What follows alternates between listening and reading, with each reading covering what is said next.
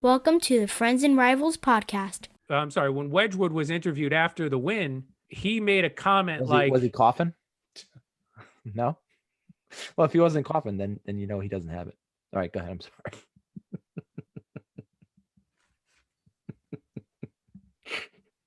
Let's talk Devils and Islanders, let's talk Penguins and Rangers, but let's not talk about Flyers, cause they're a bunch of fucks, which no one can deny,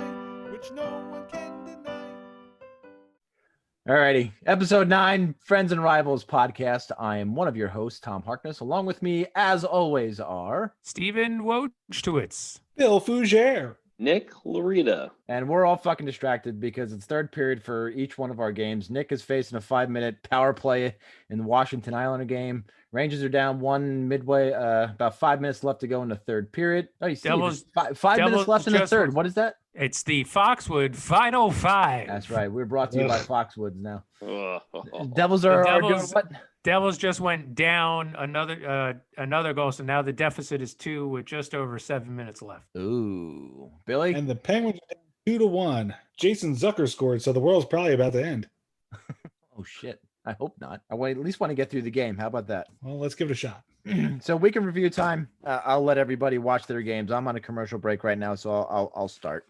Rangers finish up the game in New Jersey. We talked about that on last Tuesday's show. And then they had 2 against the Penguins over the weekend, Friday and Sunday. And now they're playing the Buffalo Sabres right now. So I'll give you a little bit of my take on what's going on. And Rangers Twitterverse, Rangers Facebook, Rangers fans, wherever you are, calm down, relax, be patient. This is a team that is growing. They're a bunch of young guys. They're the youngest team in the league. This is a weird season to begin with. Let them go through the process to learn how to win again, and everything will be okay. It's not the coach's fault. Some guys aren't playing well, starting off well. Just be patient, relax. As my internal fire is going right now because I'm furious at the second period that the Rangers had tonight, I have to remind myself that this is all a process. But it doesn't change the fact that some fucking people on the Rangers should be put on the back of a milk carton. And some people should just be brought out in back and be shot. Okay. Jack Johnson is one of these people. Tony DeAngelo is another one. They have not only cost the Rangers games, they have it's infuriating to me how Jack Johnson gets put in and Brendan Smith gets taken out. With the lack of physical toughness on this team, there's only one explanation for it, and that's Jacques Martin. Okay, he's the new defensive coach for the Rangers who came from Pittsburgh, had Jack Johnson last year. This is either it's his decision or it's JD's decision as an organizational decision to have a veteran guy back there who is just a liability and a complete liability. Okay, Mika, whether he's playing hurt or still has effects of COVID, even though some of the beat writers asked him about this and said if he was feeling any ill effects from the COVID, he wasn't. So something's got to be happening because this is not the same Mika Zibanejad that we have come to know and love. And it's not just from last year. He did have a great last year, but he has really never had a start to the year like he's having right now. Goaltenders. We talked before the season started and in our season preview, who's got the best goaltender in the East? And I am on record saying who's better than Igor and Georgie on paper, and everybody seemed to agree with me. However, it doesn't this is why they play the games. Shesterkin has let in a whole bunch of soft goals. Georgie, besides that Islander game where they won 5-0, he was pulled in the Devil game and he's given up 3 goals in Buffalo. I got to give Georgie credit. He is playing well in this game. Not a lot of this has been his fault, but it's good to see him at least playing well. Playing well, giving up 3 goals, hard to say, but at least he's trying and he's back in there. So we'll see how Igor can respond. A lot of pressure on him now being the heir apparent to Hank and all those different things. There's just a lot more pressure on him now, and let's see what he does with it. Alexis Lafreniere,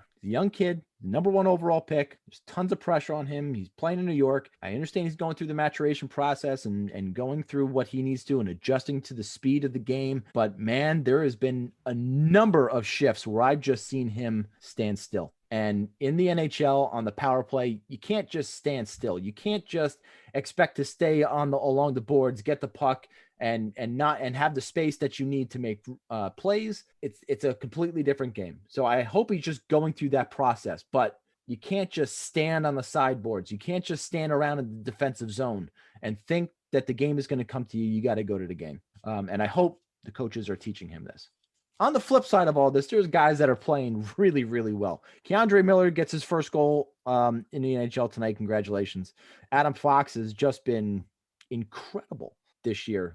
I was one of the things that I was praying that wouldn't happen is that he would kind of falter this and go through the sophomore slump. That's not even remotely close. No, he's a Harvard guy.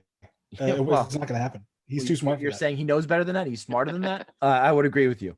Panarin is trying. You know, Strome has been okay. But one thing that they need to work on, that's winning draws. Through 2 periods, they were down 27-13 on faceoffs against anybody, especially against Buffalo. That is going to kill you. That is going to hurt you. Philip Hedl was having an amazing start to the season. Center on the line with DiGiuseppe and Kakko. Those guys were on a roll. He showed off quite some hands against Tristan Jarry, not Jerry, Sam Rosen, over the weekend and completely undressed him. That's the kind of skill that DiGiuseppe can bring.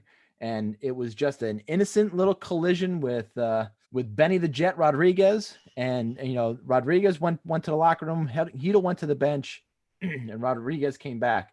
They're saying he's out 4 to 6 weeks with a upper body injury. I'm thinking it's got to be either a wrist that he jammed and broke, or he cracked a rib or something like that. They're not going to give you the information, of course, but we're going to be without our third line center and probably our best center for the next 4 to 6 weeks. That means other people's got to step up. Howden was the man that was tapped on the shoulder now to be the center on the third line. And Howden's had a really good start to the year. All the third and fourth line guys, with the exception of Lemieux, who took a real bad penalty on the game on Friday and got benched for it, and I got put in the Quinn bin, as our friend Carp likes to say. He got put in the Quinn bin, and he was scratched for Sunday's game.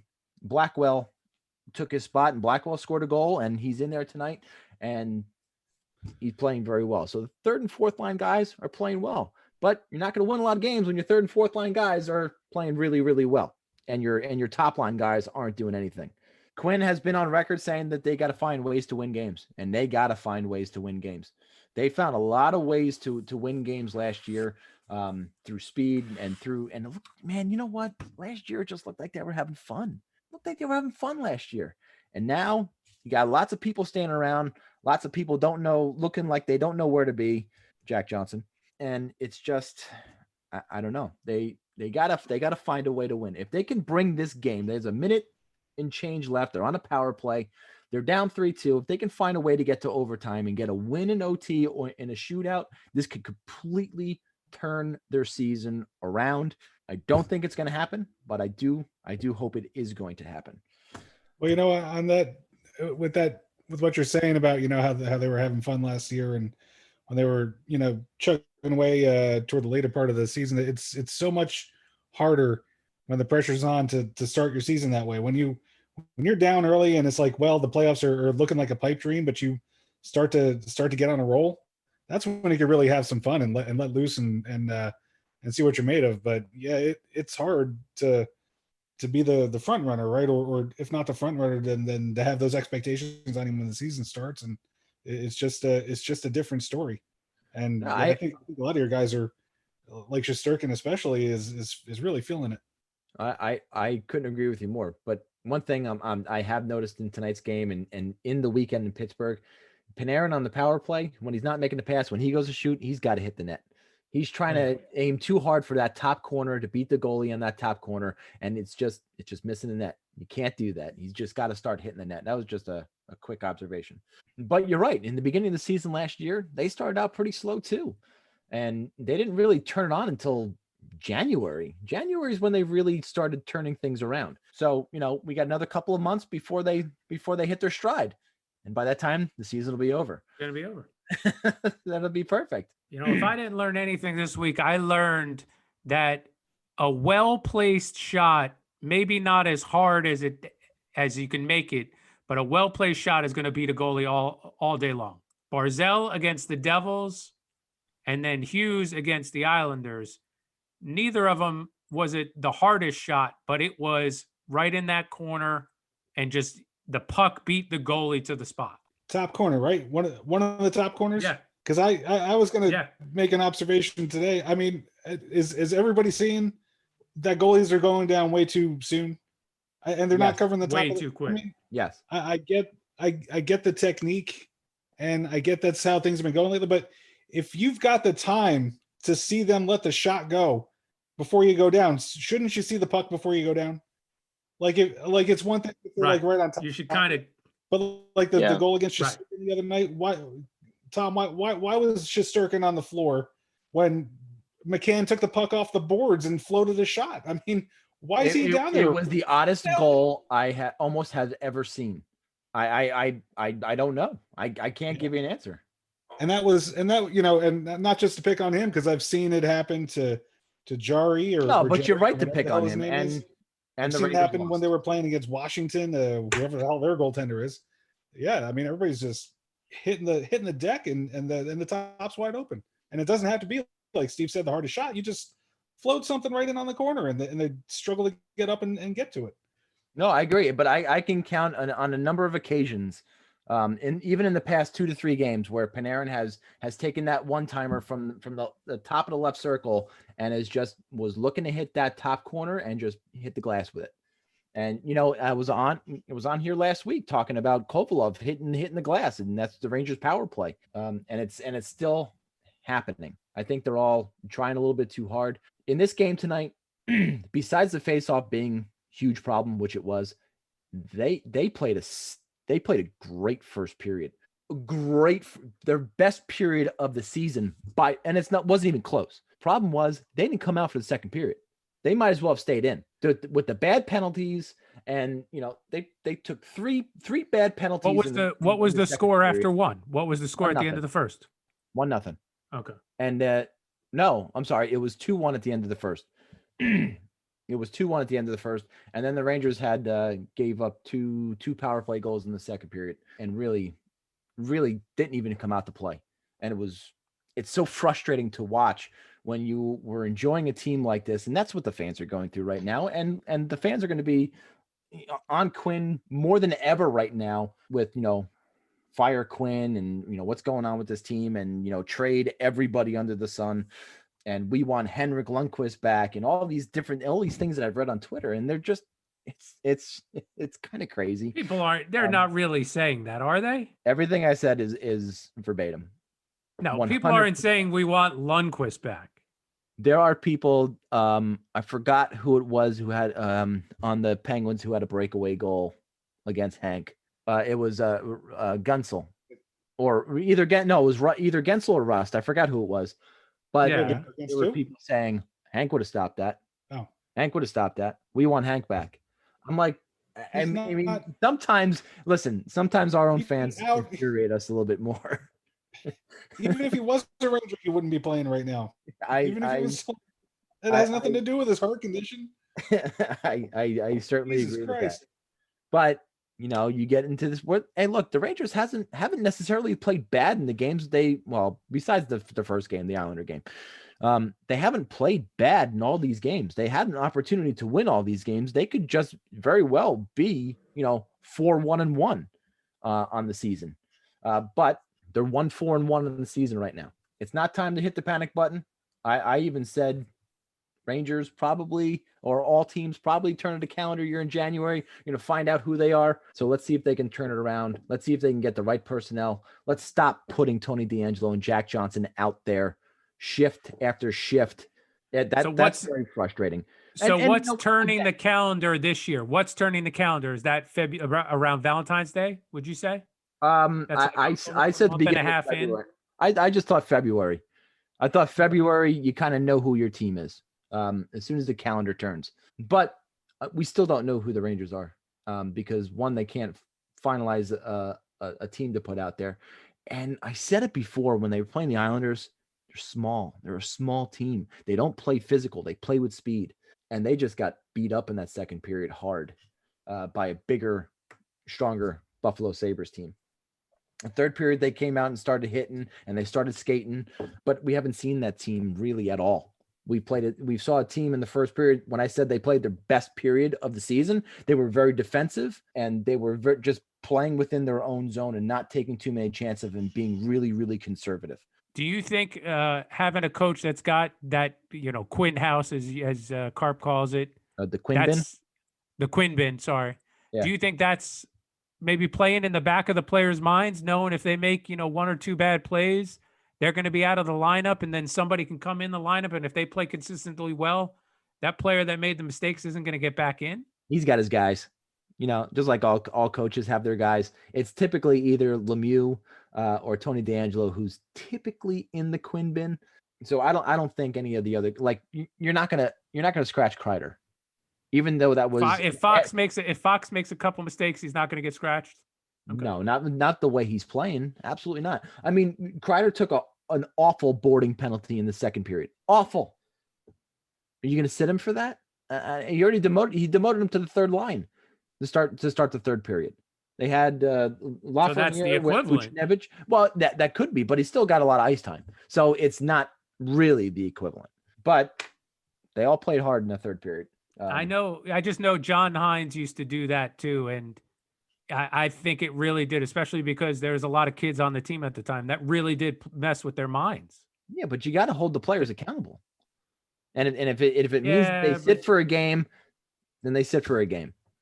But that's not the way it works. You're sitting until the guy who took your spot messes up. Well, so it's not like you're just going to sit for a game. Look at Will Butcher. Will Butcher hasn't gotten into a game yet because the other guys in the lineup have been playing acceptable. Yeah, Will Butcher hasn't played this year? No. Wow. Kulikov and Tennyson have been playing sufficient enough that Ruff doesn't want to take him out to get Butcher some ice time. Wow. Now I think that's going to change probably this weekend. They got back-to-back Saturday and Sunday at Buffalo. So with back-to-back games, I would assume he's probably going to play one of those. So, you can take the transition now, go to New Jersey. So, Devils lost tonight in Philly? No, in New Jersey. In New Jersey? Well, fuck the Flyers to begin with.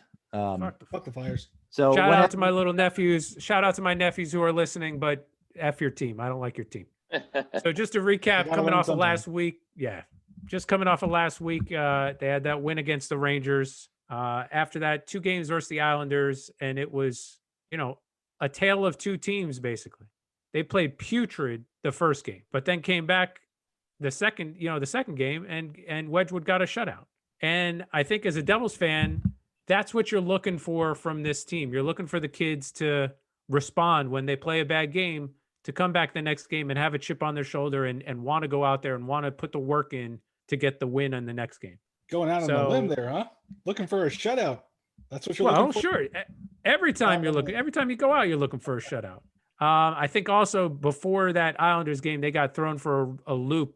That was the game that Blackwood was supposed to start, and they found out before the game that he went on to the COVID list. So it could have been a little bit of that, like that Sorokin got that right. Start. He wasn't expecting to get it. Barzal's goal was beautiful. Can't say enough good things about that goal that he scored. I agree. Bad pass from Gusev. Very passive defense from Subban, but he came in and just put that puck right where it needed to be. Yeah, we talked about that earlier, I think, over text, which was, you felt Subban was a little too late to the play.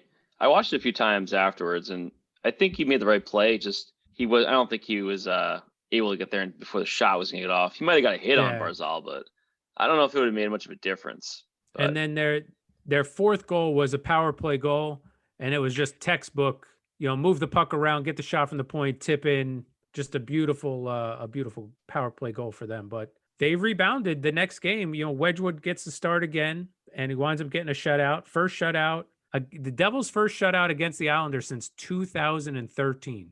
So that's Schneider's entire time with the Devils. Never got a shutout against the Islanders. It was Wedgwood's third career shutout. His first was with the Devils. His second was against the Devils when he was playing in Arizona, and then his third was with the Devils. So I thought that was pretty cool. Had a nice little symmetry to it.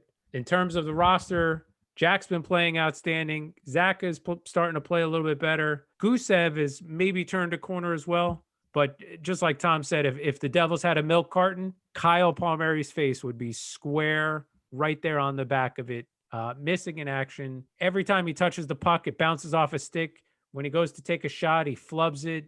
I just don't know what's going on there. Hopefully, once Bratt and He''s get into the lineup, there could be some more balance, more solidity to the lines. Hopefully, that'll help Palmieri turn the corner and start playing a little bit better. This weekend in Buffalo, they got those back-to-backs in Buffalo. Hoping to see Bratt this weekend. He's who knows? The team won't say anything, and some report came out of Switzerland that while he was training in early December, he broke his fibula, which is normally a 2 to 3 month injury. Yeah. And that's really what we're coming up to in February. Yeah, when we saw in the summertime, or when they were returning to play, when the players were starting to return, and he put his sticks at the airport and stuff like that, there was no crutches, there was no wheelchair, there was none of that. But that would have been 6 weeks after the injury, or 4 weeks. That would have been 4 weeks after the injury. Yeah, but you're still on crutches at that point. That's probably 6 weeks in a cast. I don't know. He was in a walking boot early, and while they were in training camp, he was in a walking boot. So maybe the team tried to play some game where they told him, "Hey, look, do as best you can when you're out in public to not show any signs of the injury," because the team hasn't been forthcoming with this injury at all from day one. When training camp started, it was, we're working our best to get him in the lineup for game 1. And now we just played game 6, and he's not even practicing with the team. So I don't know when we're going to see him. Definitely going to see Bratt before we see him. Hopefully Blackwood can recover from COVID. Nobody knows if he has it or if he doesn't, because they don't have to report that. No. For COVID, they have to report it. They didn't have to in the preseason, but in the regular season, they have to report when a player goes on the COVID list. No, they don't have to report if he's got it or if he came in contact with somebody that had it. So I thought they had to report it if he has it and he's not playing because of it and he has it, they have to report that. Now there's 5 criteria that can land somebody on that list, and they won't give the specific on which of the 5 it is. Okay. But when Wedgwood was interviewed after the win, he made a comment was he coughing? No. Well, if he wasn't coughing, then he doesn't have it. All right, go ahead. I'm sorry.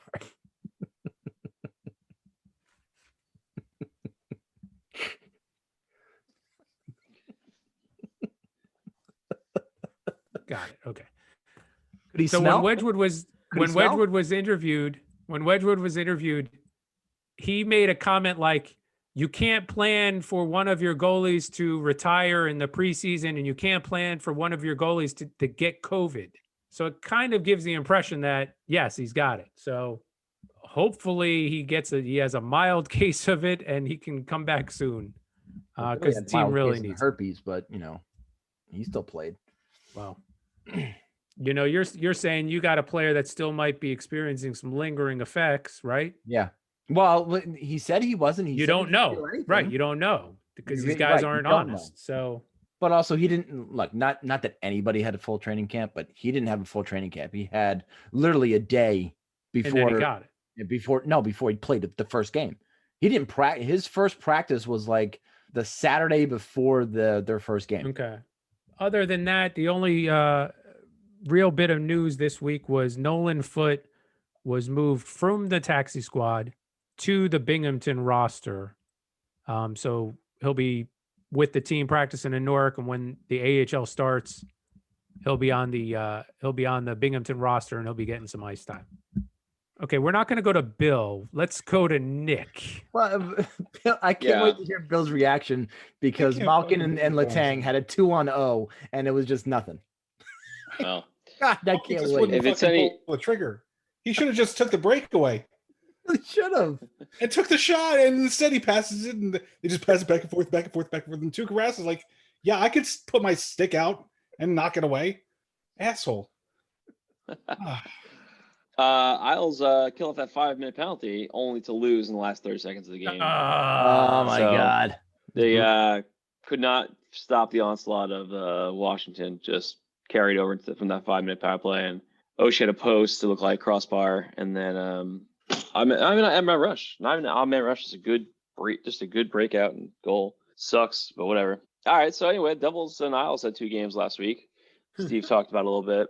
It's gonna be interesting. I was just looking at the schedule, and so Isles play Capitals twice today, and then Thursday, Flyers, fuck the Flyers on Saturday, and then again on Sunday. Flyers. And then we have another game on Tuesday, Oh, wow. which is Buffalo at home. And then basically that next week is the same. It's like Buffalo, Pittsburgh, Rangers. It's 4 games. I'll be covering basically 9 games the next two next week and the week after. So Nick, I'm doing that right now. We played the Penguins last week, then we played Buffalo this week, and then we play the Penguins at home at the Garden this weekend. I would be taking a lot of notes, I think, this week. I'll have to start doing that. But anyway, Devils and Isles, first game was I think broken open by Barzal's first goal, which came out pretty quick. Well, actually, no, first goal was not Barzal. That was actually Everly. No, it was Barzal.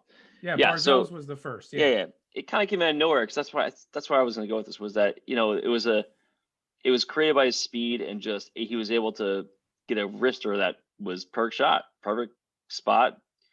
Could not really do much better than that. It wasn't the hardest shot, but that to do that with that much speed is ridiculous. Honestly, it's not fair. And then Everly got a goal a little after that. Beautiful little deke, came backhand, got 1-0 and in close, and got a backhand that just was a perfect shot. And those 2 opportunities put the Isles into a 2-goal lead in the first, and that's their game.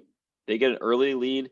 They're very hard to beat because they play very defensive, and they don't have a lot of offensive weapons. So they play well together. They can get shots from the point and get deflections from either Lee or Nelson. Both those guys are big guys. They like to get deflections. They like to, get in front of the net and screen the goalie, get dirty goals. That's our game. And and sometimes we score some nice goals here and there. The guys got talent. Everyone, a lot of first round picks on the team. So a lot of guys have talent, but they're not the fastest team. They're not the most talented team by far. And they have to have a lead.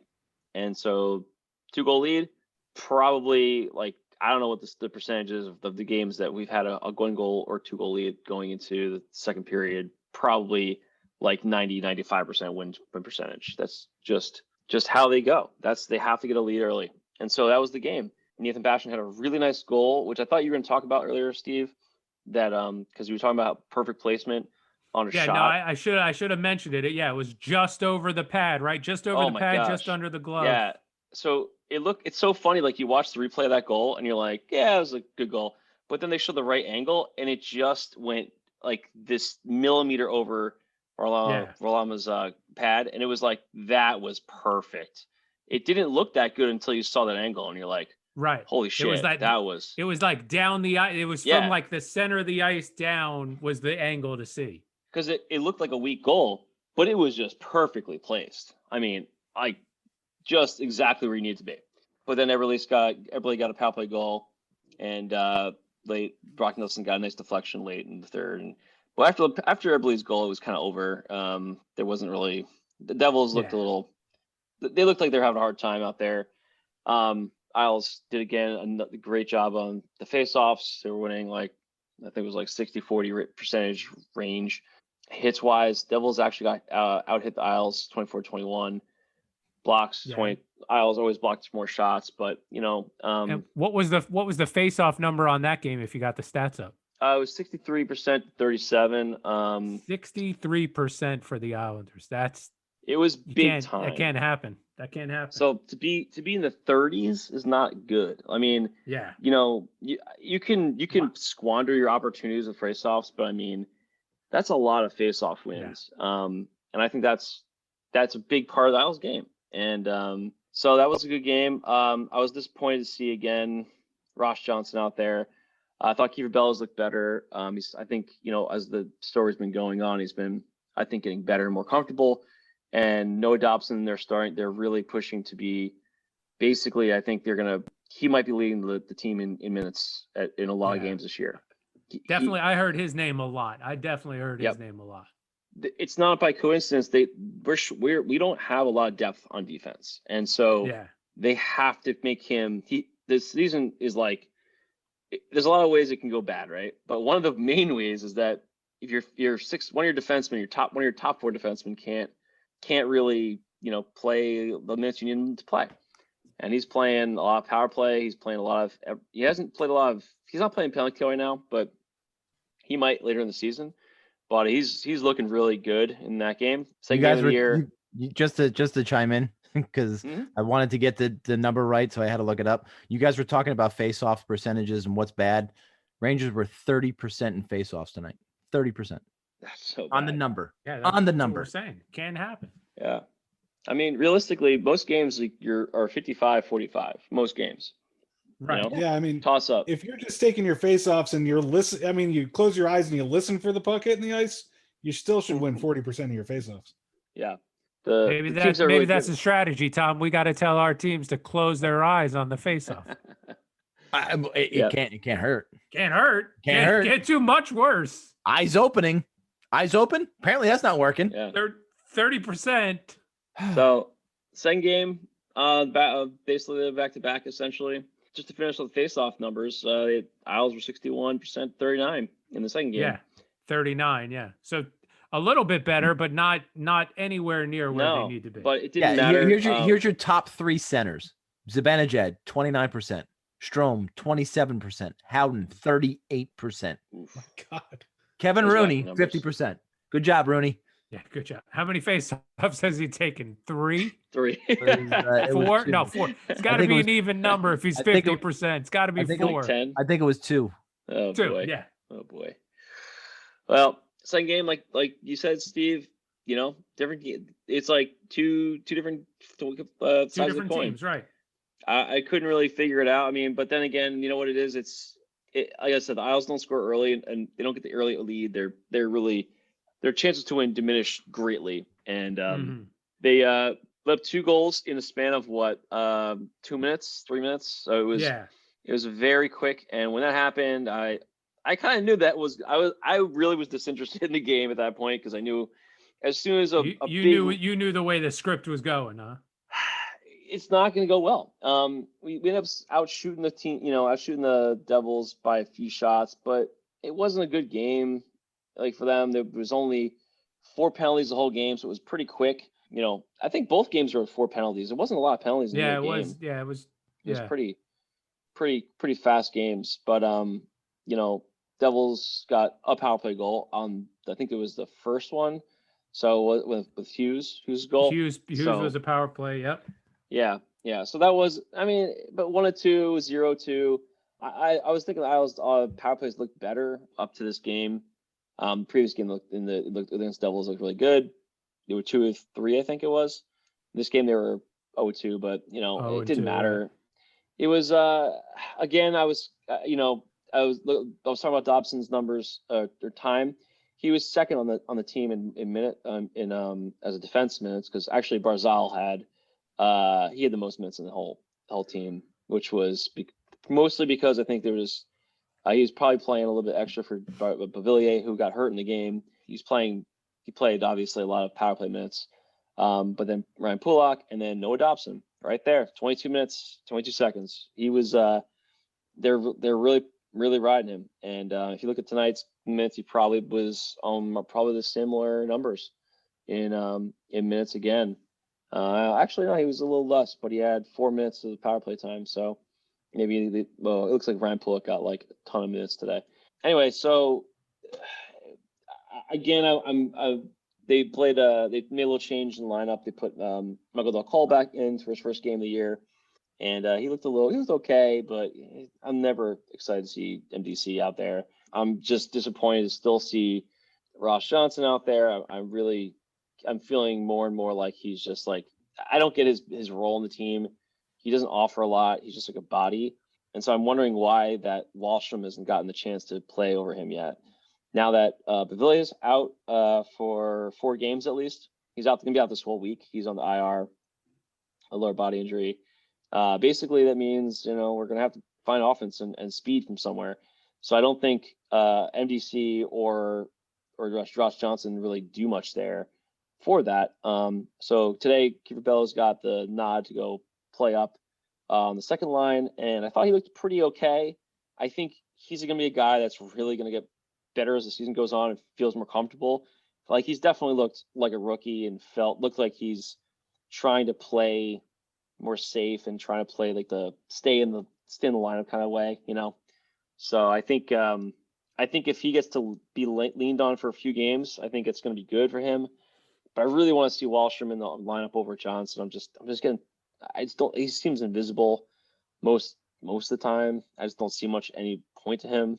But again, it's going to have to come down to the team getting we're looking more and more top heavy on the scoring side. So with Beauvillier out, it's going to hurt the second line. But that first line was playing excellent. First game of Devils series. Second game, they played, not as well. Barzal had 6 shots on goal in the second game. He's looking very dangerous. That's good. But Yeah. But we don't have that second guy. Yeah, there needs to be some more. Yeah, some depth scoring. Like games like the stretch here is really puts into perspective how much Isles miss, like having Tavares around, because he was that, like when the two of them played for one season, it really helped Barzal become a lot easier. It was a lot easier for him because you didn't have a top guy on him all the time. But we don't have another guy that can do that. That gets that coverage. So it's not like if you put your top checking line against second line guy, that's going to, really benefit from that. So it's going to be kind of the problem. Isles whiffed on Panarin, went to the Rangers, obviously, a couple years ago in UFA. We lost on Tavares, so now it's going to be, if we have to have someone from within really to come up and play well. And I don't think Wahlstrom's that guy, to be honest. Maybe he can develop in something better. Bellows is, I think, going to be a guy that can, I think his range is going to be like top end 20, 30 goals, maybe. I don't know. It's hard to tell right now. He's really, he's really just getting comfortable. But I think he's going to, he could be pretty good on the team. It's hard to tell because he's been playing Pajot. I don't think he's lining up well with Pajot. I think they need to switch up Pajot with somebody else. I want to see him with Villiers, but Villiers got hurt, so what you gonna do? And then it's just gonna be interesting to see how this goes. What's going on? Who's Tommy? Nick Larita is the host now. That was very ominous. Rot-row. He'll be back. Fuck him. How are things over in Penguin Land? How are things in Penguin Land? Tonight they were down 2-0 in Boston and going into the third period, and they managed to force an overtime, which was nice. Even maybe could have won it if Malkin and Letang weren't dicking each other around with a 2-0 that eventually just got deflected away by Tuukka Rask before they got a shot on goal off of it. The Bruins did win on their own 2-0, which they didn't fuck up against Jari. So, but still, somebody took a shot. Yeah, exactly. They got a shot on that. And what do you know? It went in. It was a very, very similar 2-0 that Malkin is over. I said it was a very similar 2-0 that the Penguins had that the Bruins won it on. Well, if you didn't disappear and leave us like you did, you would have heard me allude to that. Yeah. I don't know what happened. Oh, you don't know what happened. Back. Just to tag on to that the game going to overtime, the East has had by far the most 3-point games out of any of the 4 divisions. Oh, so just like we said weeks ago, it's just that the talent level of the teams is all so close to each other. Slow down. Yeah. Easy does it. We've been to one overtime. Relax. Isles and Washington were 30 seconds away from another one. Penguins went to overtime 4 out of 7 games, and they scored in the last 90 seconds to avoid another one. 91 seconds, sorry. There's the culprit. I say that because the Rangers haven't played well enough to be competitive in the East. Okay. The other 7 teams That's better. in the Mass Mutual East have played a shit ton of 3-point games. Well, Christ, we were talking about what on the schedule. What's the breather game? Is it Buffalo? No, it's the fucking Rangers right now. Now it is. Right now, that's your breather game is the Rangers. And we don't face them for at least 2 weeks. Oh, thank God. Oh, good. Enough we get about to the play Rangers after the next game against Boston. There's no breather games anymore, guys. No, there really isn't. Even the Rangers are not a breather team. I mean, if Mika's not when he feels a little better. What's the difference between them and the top team in the league in the They East? looked really It's good. not I mean, much. The Penguins beat them the 2 times, once in overtime, and like I said, once with 91 seconds to go, they broke through. But if Shesterkin had been better in those games, that there's a good chance the Rangers win them both. And I thought to Tom's point about Panarin on the trying to take that perfect shot and everything, I think the Rangers power play is close to being one of the really better, maybe one of the best ones out there. I mean, they really gained the zone well against the Penguins. I know it was only against the Penguins penalty kill, but they look good, like gaining the zone, moving the puck around, everybody moving. And it just wasn't, they just weren't putting the puck into the net. I mean, they did score one power play goal against the Penguins in those games. Fox got it, which was not a bad thing because I have Fox and Panarin on my fantasy team. So if their power play executes, if they're going to score any goals, I'd rather have them all be on the power play with those two involved. Would really help me out a lot. Bet you would. Yeah, the Rangers aren't far. I mean, they didn't. Yeah, I didn't see what they did tonight, obviously, but there were some good things that they did in that home. I was going to say home and home in those 2 games on the road in Pittsburgh. No, and you're right. They're close, and they could just as easily be 4-1-1 right now, but Right. they're 1-4-1, and everyone's got to deal with that, and everyone's losing their fucking minds. No, and I liked how you opened the show going, everybody's got to calm down, and then as soon as you're done with that, you're like, and fuck these guys. Well, I mean, look, people need to pay. Do they ever? So what else is happening in Pittsburgh land? So we've got I don't know how much you are all aware of the Penguin situation, but they are definitely in the market for a defenseman or 2. After in the first 3 or 4 games of the season, they've lost 3 defensemen to long-term injuries, and we don't know if long-term means for the season or for 6 weeks, but it seems like, I mean, if they're giving away as much as long-term, then we got to figure we're talking March or so, right? At the very least, until we start getting some of these guys back. So Matheson obviously was hurt early on. He was playing so badly that's the one name that I don't miss. But Yeah, you had nothing but good things to say about him. Ricola and Pedersen were also hurt. So those Who are was that? Wait. Matheson- What was that name? The first one? Matheson? No, Ricola. You see Ricola? There you go. Okay. I just Did I make wanted your joke? somebody to do it. Did I Yeah, make thanks. your joke? Okay, good. Well, hey, Bill, can I interest you in Jack Johnson? Well, that's what I was going to get to. If you just let me get to it.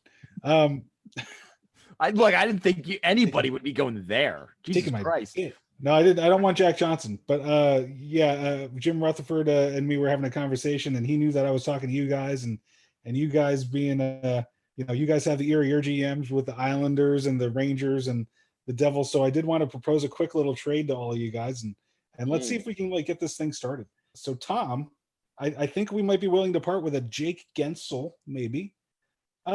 If you might be interested in giving up the rights to maybe a Wade Redden. What do you think? Ooh. I'll just float that out there. I mean, because we're going to go to the highest bidder for sure. Steve, I was thinking. Wade Redden? Yeah. Wade Redden. Can't wait to see who you're going to try and steal from my team. I don't know. I don't know if I'd give him up. We got Evgeny Malkin. He's a little bit on the other side of his career, but maybe if you might consider parting with somebody like a Bruce Driver. That could be a possibility for you. Just take that back to your GM. You think about it and get back to us. Billy, you were Was that for me or for Tom? Billy, you Was were that a for the Ranger Devils fan or the when Rangers? When Driver No, was he's a a Ranger. Devil now. He went back to the Okay. Devils after the fans hated him and he was a Ranger. Wasn't he taken He back was- to the organization at some point? He was driven out of New York. Driver. And then for the Islanders, I'm thinking we could Wait, hold up, Billy, hold on. I have to. Steve goes in the penalty box for 1 minute for that one. That was he's ugh. Oh, All right, what's your trade offer here, Billy? Brian Rust for maybe we need a little bit of toughness back there. Somebody's not going to get hurt. I'm thinking Rich Pilon. Oh, Rich Pilon. Could dig him up from the depths of Long Island, some bar potentially.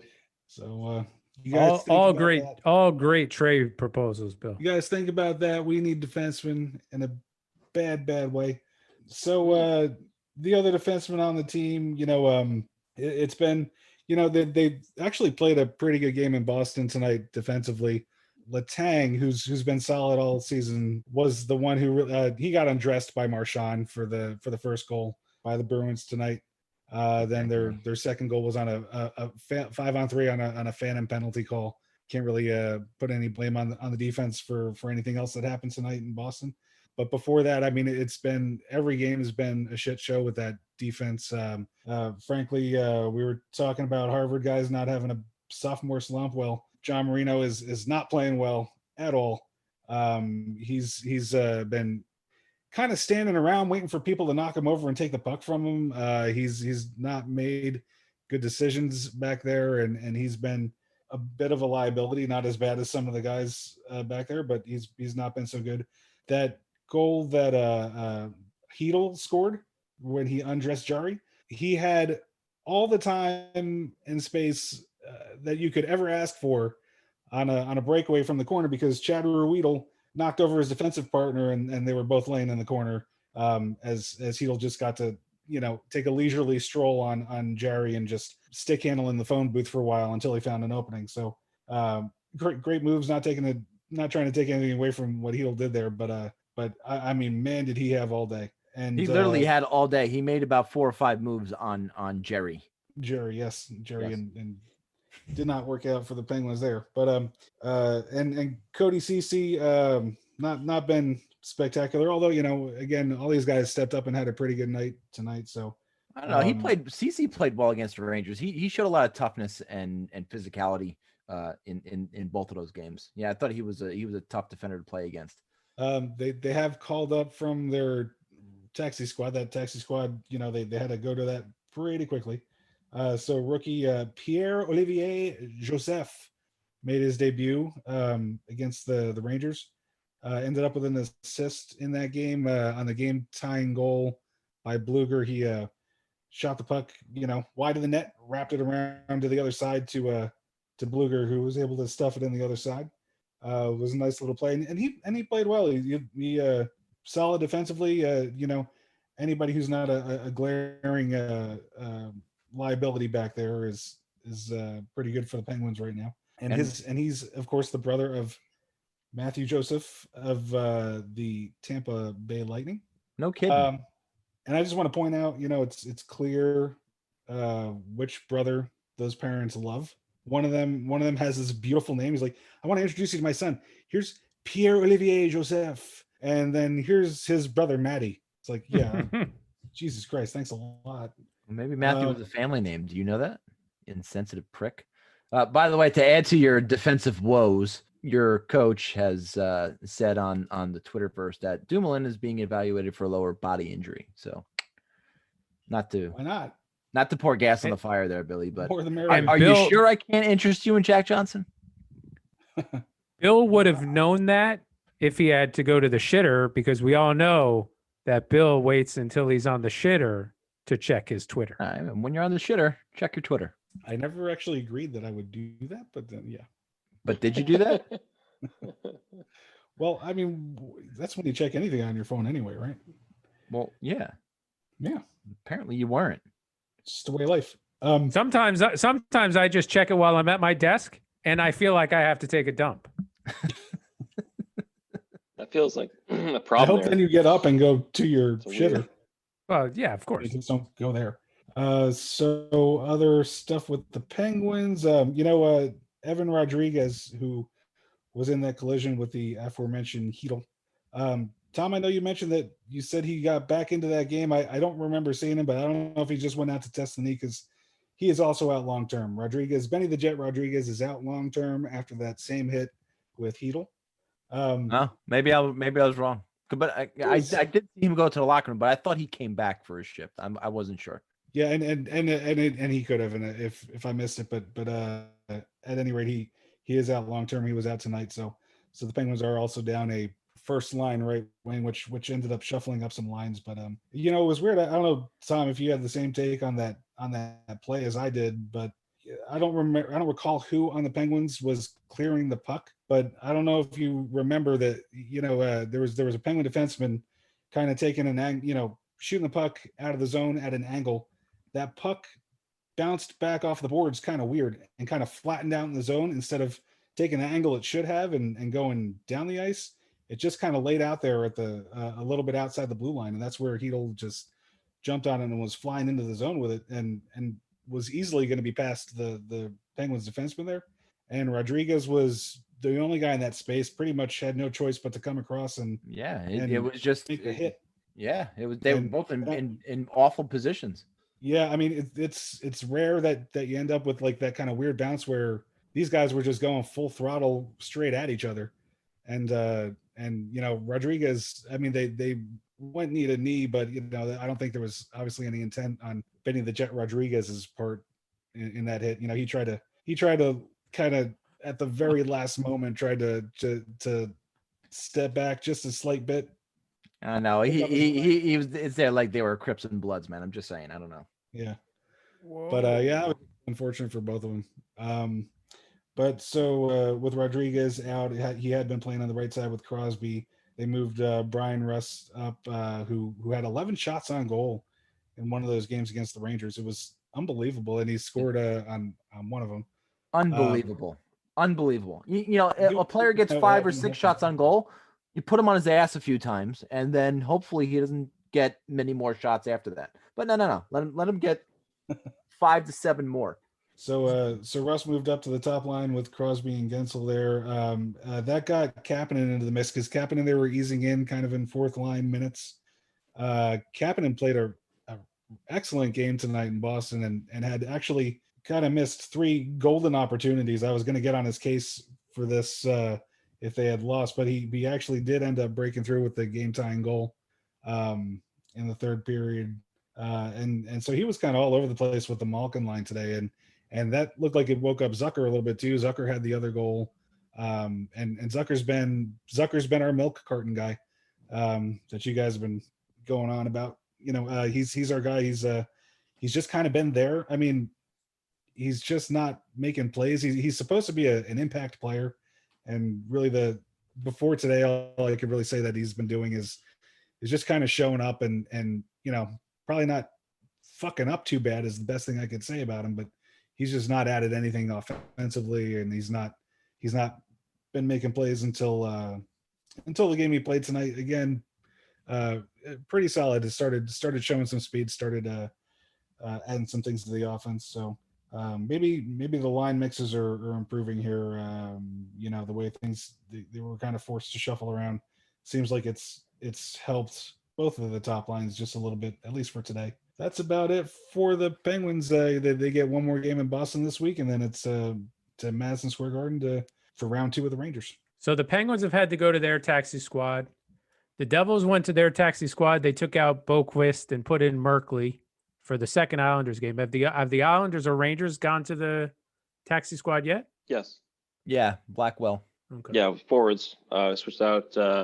Duckhall Bells is actually on the taxi squad to start the year, but he played on the team, so they're actually just using the taxi squad as just an extended. Yeah. Not for injury purpose.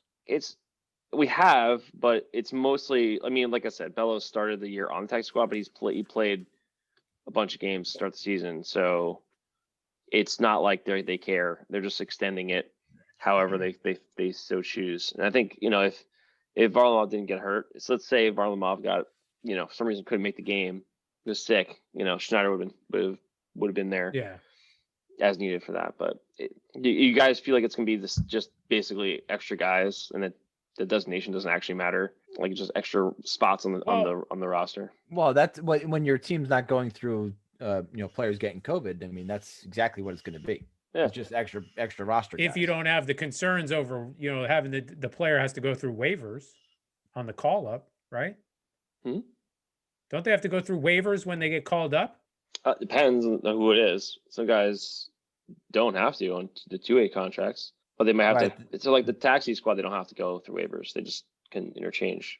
I thought they had to go through waivers. I was If pretty they sure were they had to waiver go through eligible, I waivers, thought yes. they had to. Yeah. Yeah, I agree Well, with that.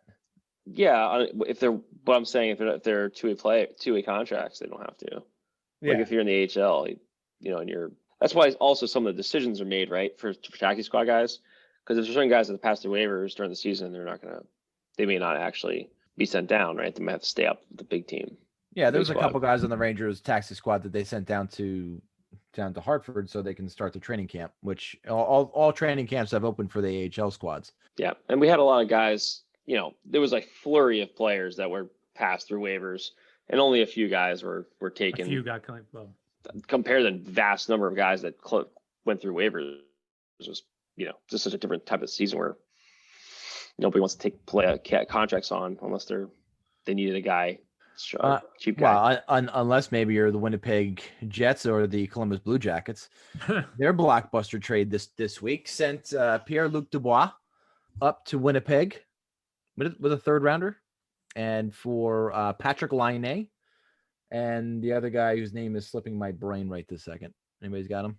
starts with an R. That's all I remember. Jack Roslovich. Yeah. That's it. Who apparently Roslovich grew up. Who being a apparently grew Columbus up native. in the Ohio area. Yeah. Well, apparently he was still in Columbus and not in Winnipeg. So he only had to. I think he was supposed to play tonight for Columbus. So Dubois and Laine got to go through they got to take 3 tests for 7 days or something like that. It's 14. Oh, 14 for Dubois to go to Canada. Yeah. Freaking Justin Trudeau. And I think there was the credit card issues on the way coming back for one of the players, if I remember correctly. What's that? Why not just get a visa? Yeah, Jesus Christ. Get it? Because I don't think Laine needed one. Needed what? Needed a visa. Why did he just use MasterCard or something? For the United States, because he was going to play all of his games in Canada. Why do I bother? Jeez. Well, then, if he wanted to assume that he was going to play all of his games in Canada, then why did he have to be such a bitchy malcontent until he got traded? I don't think you can apply for the visa until you have the job. Like that, and then he should know that he might have to play elsewhere. I did see a funny take on Twitter that Winnipeg is just Canada's version of Columbus, Ohio. And Columbus, Ohio is the United States version of Winnipeg. So, and I read somewhere that Pierre-Luc Dubois wanted to go to a big market team because he was tired of playing for a small market team. Winnipeg doesn't even have an airport. So I mean, what kind of big market team you going to here, bud? And he had no control over who you went to, but I think, at least on paper, that Columbus won that trade. Yeah, big time. I don't understand how you trade a restricted free agent, a damn good one, and a potential 50-goal scorer for a young, really good center who had his best year with Panarin, and Panarin is in New York. It was who you got one less year of contract with. Yeah. I don't get it. I don't understand. I mean, I get why the trade happened. I'm not an idiot, but for 2 players for one young center like that, I don't know. So you're essentially trading Dubois for Laine straight up, and you're trading Roslovich for a 3rd round pick. Right?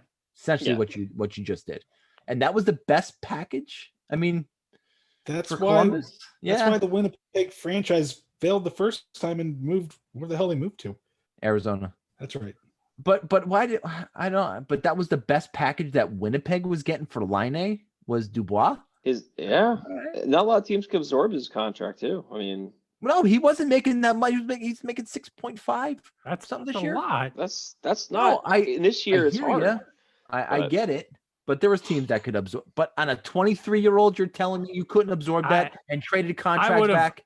Come on. I would be interested to know what a Devil's proposal for Laine looked like. But you said it on that. Didn't we say it at one time, or were we not? Well, that was my estimation on what it could be, but I would like to know what it really was that didn't land. Or did they even offer? You got to make an offer. Yeah, I think every team made an offer. I'm thinking it was Helllllooooo plus for Pierre-Luc Dubois, and and it was probably either Kako or Lafreniere that they wanted back, and that's just not happening. Just not happening. Yeah, It's foolish. Did you see what number Line wants to wear in You Winnipeg? mean Columbus? What? Oh no, I'm sorry. Pierre-Luc Dubois, what number he wants to wear in Well, Winnipeg? he wore 18 in Columbus, right? Yeah. Okay. Yeah. He wants to wear 13 For Team Tamu, which is for what Team Solane Tamu, wore. huh? All right. Yeah. They didn't retire his number there. Well, it doesn't matter. It's not. It's different franchise. That goes. It's That's Arizona. Yeah, Arizona. that goes with the franchise to Arizona, not with the team and Not with the peg. and the locale. Yeah.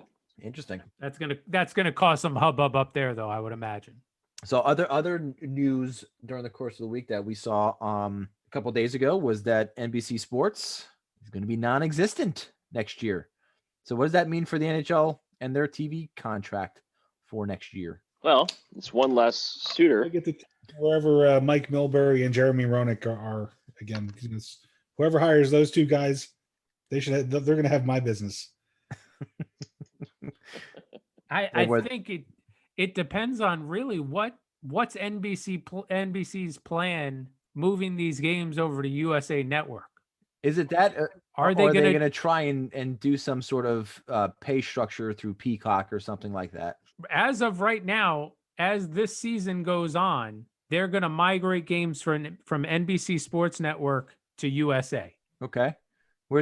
So does that mean Where they? does that mean moving forward into next year they want to have USA Network as a network that also broadcasts nighttime sports? Well, that's not going to affect like the Cartoon Express, right? Any of my No, Hanna you're Barbera okay. cartoons were You're good okay on with Saturday it. mornings. Thank You're God. okay. Thank Because goodness. think about it. What's USA Network's biggest show? Isn't it called Suits or something? Yeah, it's still on. I they, watched they have a USA show. Network in Their ever. their biggest rated show week in and week out is Monday Night Raw. Yeah, I was about to say wrestling. I was gonna say Ah, wrestling. Monday yes. Night Raw. So sense. maybe they feel that Fascinating. the live sports market for USA Network is a viable option. I think that's really stretching it because wrestling's been viable for on USA and other networks for quite some time. But that's a very different market than hockey. The only other thing they show on that fucking channel, as far as I could see, is SVU and some Chicago. Chicago Fire. No, it's That was on NBC. That's what I'm thinking. Dude, Yeah. No I idea can't what tell you to- the last time I the watched other- wrestling. The last time I watched wrestling, Rock and Stone Cold were still wrestling. that could have been last week with the way WWE does things. Is that right? Oh my God. But I mean, you got to think ESPN is prime now to make an offer, maybe a lower what they even thought they would have gotten it for. Oh, without a doubt, the price goes down now. Yeah, no question about it. And Jesus Christ, man! But if they go to ESPN, they're what, sixth fiddle on the rung in ESPN world, at least. Yeah. Unless ESPN, gets us ESPN 8 the Ocho. I mean, I don't know where they're gonna, unless maybe they turn ESPN News channel into something. That could be an option because really, who's watching ESPN News? I don't know. They have games currently on ESPN Plus right now, right? Yeah. Is that because they have a streaming contract, pardon me, with Disney, and that's why they're on ESPN Plus? It could be, yeah. I don't know the specifics about that, but that was something I read right now, is that they do have a streaming contract with Disney, which kind of preempts them into communications with the contract for NHL hockey next year. And what's funny about that was as soon as that that post hit Twitter, John Butchergross started tweeting with ESPN Hockey Night or NHL tonight. Yeah, which would be awesome. I think we all would enjoy that. But I could see some sort of split deal where it's not an exclusive deal for ESPN or for NBC with USA, but have some games on both networks. Maybe one network gets a national game on Tuesday, one network gets a national game on Wednesday, and then they divide up the other games somehow. Well, they do have their contract in Canada, so that's one TV deal that they do have. So you're saying that the US deal that they sign is going to be split between ESPN and NBC? I could see some sort of split deal, almost like the NBA has, where they've got the ESPN deal and they've got the TBS or TNT deal. Yeah, but okay, I could see that. That's very interesting. That would get the maximum amount of games on as far as exposure. Right. And neither network would have to fork over the entire load of money. You know, you're getting the product basically at a discount because you're splitting it with another partner. Yeah, no, I got it. But none of the other major sports have an exclusive national deal with any one network. I mean, yeah, that's a good true, point. yeah. Why, you know, Why is hockey the only one? not in baseball, not in football, not in basketball. No, and we've talked off of not during the podcast about this, and I lost my train of thought. I looked at a goal in the Avalanche game. Crap. I mean, ESPN is when you travel, Tom, when you travel for work, Yeah. is USA in every hotel? I don't know because I'm not looking necessarily for USA, but I can tell you that not every hotel room has NBC Sports because But they all have ESPN. But they all have multiple channels of ESPN. It's not just ESPN. It's all of the ESPNs are in every hotel room I've ever been in. NBC Sports though, not necessarily the case. So for that exposure, yeah. But again, they'd be fifth, sixth fiddle. So you look on the wrong about what ESPN televises. Okay, football number 1, basketball number 2, baseball number 3, college football number 4, college basketball number 5, then hockey. Or does hockey take out any one of those? You're forgetting like women's softball and you're right. I'm sorry. In all honesty, though, in all honesty, and it's not every night, it's one night a week. But I would say in ESPN's mind, they would be under UFC as well. Yeah, they didn't put all that money into the UFC for not promoting them so highly. Yeah. I mean, yeah, but you don't have, I don't know how much you have to worry about UFC fights taking out Saturday nights. Really, I think Saturday nights is. Yeah, but it's not what you're thinking. So you're thinking of like the Saturday fights or the Friday night fights. In some cases, it's the news. It's like you're covering all the drama around different fighters, the weigh-ins, stuff like that. It's all the shit that hits. Like if you think of it this way, like games, yes, games will be covered on those channels if the ESPN gets them on, but they could dump them on one of the lower channels for something else, like a prelim fight or something. But in my opinion, the biggest problem with that is even if ESPN makes the deal with the NHL, the daily news cycles are going to still have them ranked pretty low because things like MMA has like a bigger draw in terms of like the drama that happens in and out of fights. It's like daily shit, so and that's part of the way that sport is built upon. It's like, they need to build up drama. They need to build up headlines. And, honestly, that makes a lot better news stories than, NHL players. I mean, we all know it. It'll never be the top story on a Sports Center. Hockey's never going to be the top story on Sports Center. Unless the Stanley Cup was awarded. Sometimes it's not. Even then. Yeah. Even then. It should be. It will be if it's the only like major thing. But there's been like, what was it, like last year or 2 years ago, I was watching and it wasn't in the first story because, bigger story for whenever was playing at the same time, basketball or some bullshit, whatever it was. It was, they're like, oh, and the game, it was when the Tampa, I think it was last year when Tampa won, because it's lost its luster on that channel for a number of reasons. One, ESPN doesn't have them on there. It's not there. Right. No, they're a self-promoting they're a self-promoting network, and 100%. If they don't have the property, they don't want to talk about it.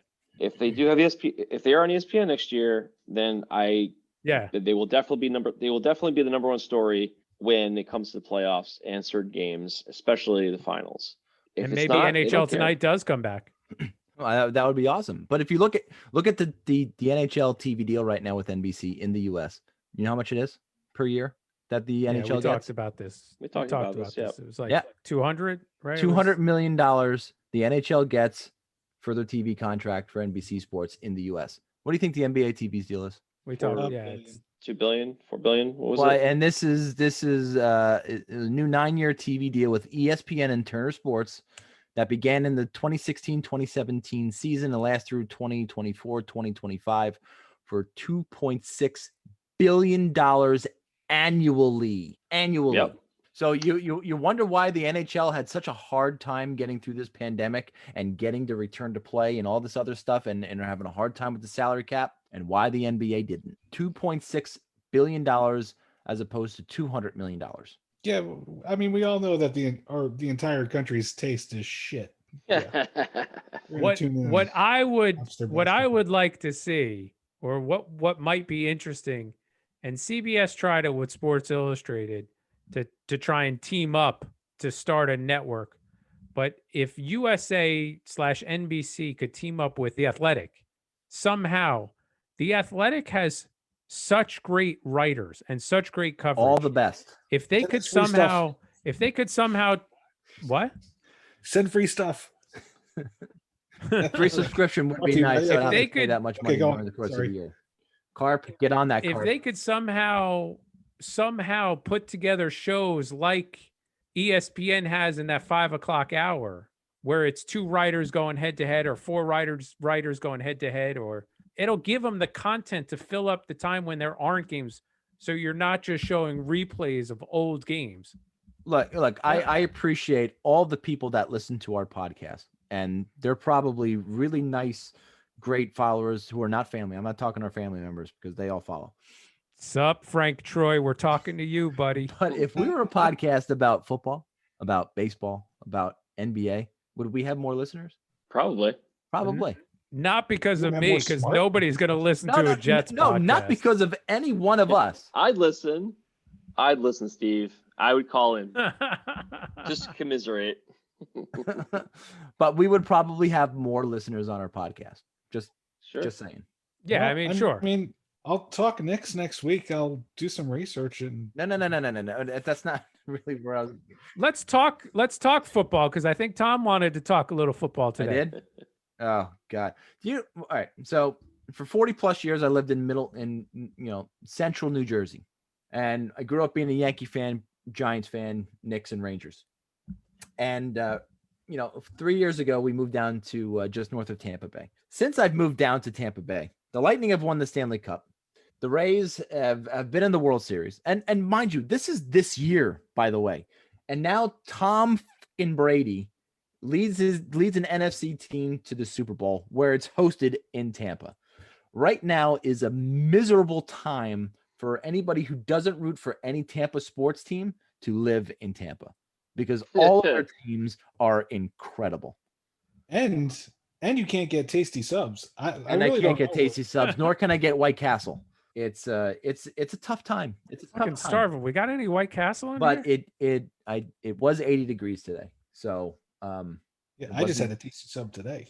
it wasn't all that bad. It's not all that bad. It was 80 degrees today, so it does have its perks. But we had snow here today, but I Uh-huh. had my tasty sub in the car while Casey was at hockey practice. what'd you get? Roast beef and provolone. Ooh, nice. What'd Good. you have on it? Come on, what'd you have on it? You can't start talking like that. His dude. mouth. His mouth was all over it. Ooh, Lettuce, and ooh, onion, and tomato, and oil and vinegar. ooh. Giggity. Get me all hot and bothered. Yeah, we get Jersey Mike's down here. It's overpriced and shitty. The bread sucks. The bread's I just- terrible. At least they cut the at least they sliced the meat and everything and cheese, but the bread's terrible. It's like such a huge difference. But the prices are so dumb. I'm like, just get like a freaking super sub, what, $13, $14, full thing, like bigger than the one we get, and it's like the one we get's like $16. It's like $8 a half, and it's like that small little, like I don't know what they call them. If you feel like Wawa and you get like that sub, that's like, And there's know, a the mini and a regular. yeah, I don't know. call It's a them weird names. size. Well, It's listen, like- they fucking it's call like them not big hoagies enough. first off. They call them hoagies first off, and that's Yeah, those fucking so- people. What the hell is wrong with fucking you? weirdos. Right? You fucking fuck the Flyers. that's a fuck the Flyers thing. But Yes, my sure. God, and fucking Jimmy's or Sprinkles. They're Sprinkles, okay? They're Sprinkles. The Jimmy's things. I don't get that one. Christ Almighty! Who the hell called? What are? I don't want to. I don't want to do it. I don't want to do it. I don't want to do it. I'm not gonna do it.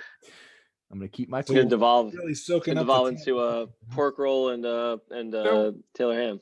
Well, So- we finally found a good bagel spot by us though. Brooklyn Water Bagel. It's actually really really good. Maybe I just haven't had New It's Jersey one of those. bagels. It's one of those places where they drive the water down weekly from New it's York. something like that. But they hey, kudos to them. Free bagels. They make really good ones. And maybe I just haven't had New Jersey bagels in a long time. Free bagels, but they make their everything bagels are incredible. Free bagels. I'm going to continue to buy them. I woke up Sunday morning, free bagels, and I was like, fuck, I don't want to drive out. So I Uber Eats them, free bagels over Uber Eats. And, it wasn't that much more money. And they were here in a half hour and they were warm. Whether the delivery guy was sitting on them, I don't know, but they were. What was the company that delivered them? Uber Eats. Uber bagels. Eats. Uber Interesting. Eats. And they got them to you in a timely hour. fashion, and the bagels were still warm. Yeah, 9:30. I ordered them, and they were on my door at 10:02. That's tremendous service from a company called Uber Eats. That's amazing. I couldn't agree with you more. And big shout out to Brooklyn Water Bagel Free Bagels. That would be they're great. If I'm not mistaken, though, Tom, you made a comment when we were on the phone last night, something about if the Eagles hadn't blown their final game, the Giants would have been in the playoffs. Oh, absolutely. And the Giants would have taken out the Bucks. Absolutely. We would have beaten Tom Brady, and that would have been the end of it. Tom Brady in the playoffs versus the Giants 0-2. Just saying. So Tom Brady wouldn't be playing a Super Bowl in his home stadium. We would have fucked that all up for Tom Brady. All the If Eagles' not fault. for Of course. the Eagles. That's not. All the Eagles' fault, and of Come course, on, man. Doug Peterson's fault. Glad you got fired, you piece of shit. Come on, man. The Giants weren't beating them. How do you know? Not the same. Not the same do you know? Giants team. How do you know? They. How do you know? Miracle on ice. Okay, miracle on All ice. right, man. That's Well, why I- you play the games. You know what? That's why you play the games. You play You would- to win the game. Well, last I checked, all the Giants D linemen have all their fingers. How are they Yeah, stopping but Antonio JPP's Brown going to and put a. Evans and But- Godwin and Gronkowski? Nick, there's no Important. chance the Giants are beating the fucking Bucks. I was just kidding. No. Wasn't Wasn't not a fucking chance happening. that was happening. Wasn't fucking happening. Of course not. But any chance that I could say "fuck you, Doug Peterson," I'm going to take the opportunity to do that. Yeah, I read a crazy stat, by the way. Last football thing I was going to talk about here. It was basically that in the 19 years, if you take out the 2 years that you could put the 1 year, I guess. So 20 years that Brady's been playing in the NFL. His first year, he didn't start again. He came in for Bledsoe for like a quarter or something. The other 20 years he plays. One of the seasons he ruptured his knee in the first game, right? Yeah, it was So in it's like- Kansas City, so- wasn't it? Yeah, I forget what it was, but it was I think it was the in first Kansas game, City. pretty early in the game. And the other 19 seasons he played almost every game, like missed a couple, in I think it was like 14 games started in one season, something like that. Anyway, that motherfucker has been now in the Super Bowl his 10th time out of 19 seasons where he's been the starter for like a full season. 3 different So decades, my dude. More than half, so over 50% of his seasons when he started the whole year, not even the whole year, just started more than one game. He's been in the Super Bowl.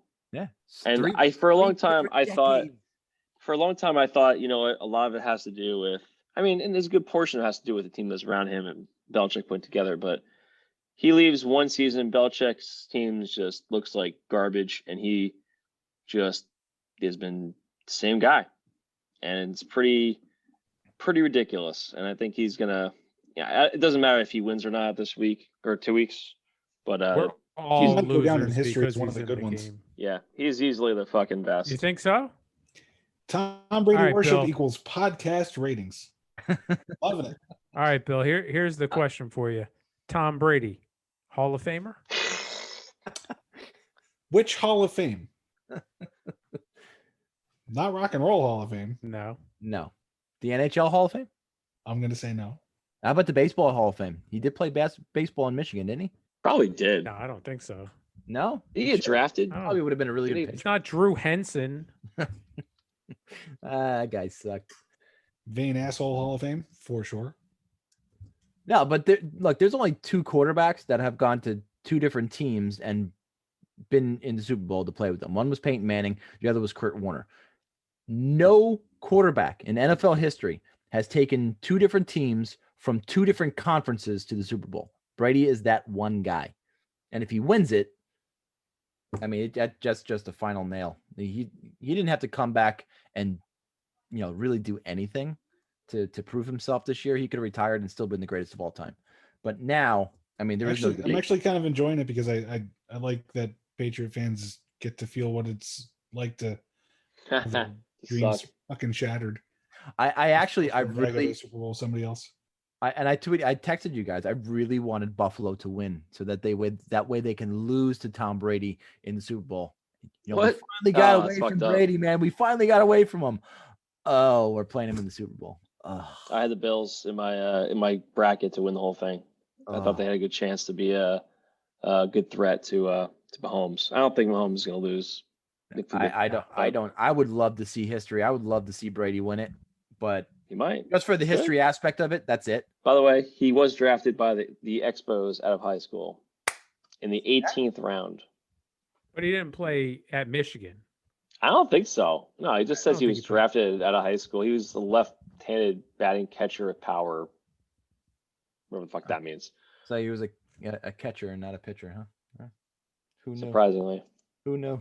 I mean, Giselle knows, but By the way, Steve? Were you fact checking me when I was talking about with the Brady thing? Yeah, I was. And what'd you find out? That I'm right? I didn't say anything, right? You are right. That's what I wanted you to say. correct. All right. That's gonna do it for us. Big week of hockey. Rangers don't have a game next Tuesday, so I will not be distracted at all. I'm sure you're all looking forward to that. Don't forget to follow us on our social on Twitter at friends_rivals, Facebook, YouTube, Friends and Rivals. Click, comment, and share. Subscribe to us on Apple Podcasts, Spotify, or wherever you get your podcasts, because it really does help out our channel. Billy, play us out. Oh, my friends and rivals. Flyers fuck, flyers fuck, flyers fuck.